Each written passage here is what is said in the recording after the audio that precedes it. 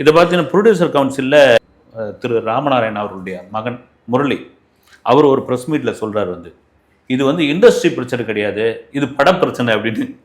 Industry எதை வச்சிருக்குது industry படத்தை வச்சு தானே இண்டஸ்ட்ரி.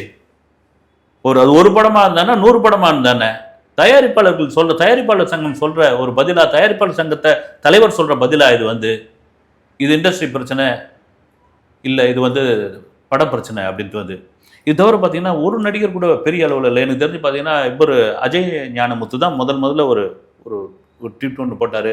அதன் பிறகு அப்படியே இது கான்ட்ரவர்சி ஆன பிறகு சிம்பு, சிபிராஜ், சாந்தனு இப்படி தான் இது பண்ணிட்டு இருக்காங்க. ஏன்னா சில பேர் ஏங்க ரஜினி கமல் இது குரல் கொடுக்கக்கூடாதா, ஆதரவு கொடுக்கக்கூடாதா, அவங்க ஏதாவது ஒரு கருத்து போடக்கூடாதுன்னு. இப்போ இன்னொரு தரப்பு என்னன்னா, எங்கள் கமலஹாசனுக்கு அவ்வளோ பெரிய பிரச்சனை நடந்தது விஸ்வரூபத்தில், விஜய் என்ன குரல் கொடுத்தாரு, ரஜினி படங்களுக்கு ஒரு இது வரும்போது ரஜினிக்காக விஜய் என்ன குரல் கொடுத்தாரு, இது சொல்லிக்கிட்டு போனால் தொடர்ந்துக்கிட்டே தான் போகணும்.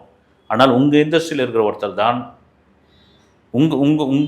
உங்களை சேர்ந்த ஒரு சக நடிகர் தான் இன்றைக்கு ஒரு 250 கோடி ரூபாய் ஒரு படத்துக்கு சம்பளம் வாங்கக்கூடிய ஒருவர் அதை வேணான்னு சொல்லிட்டு ஒரு அரசியலுக்குள்ளே வந்திருக்காரு. அவ்வளோ பெரிய ஒரு ஒரு ஒரு பெரிய மாசை கொண்டு நிறுத்தியிருக்காரு. அப்படின்பொழுது அவர் படத்துக்கு ஒரு பிரச்சனை வருது. நீங்கள் அந்த பிரச்சனைக்கு நீங்கள் எதுக்கு கருத்தான ஒரு விஷயம் வேணாம், ஏங்க இந்த பிரச்சனை, ஏன் விடுங்க, அவர் படம் தானே அப்படின்னு சொல்லிட்டு போகலாம். யாருக்கும் தைரியம் கிடையாது, எல்லாருக்கும் ஒரு பயம் இருக்கிறது. அந்த பயத்தினுடைய வெளிப்பாடு தான் இது.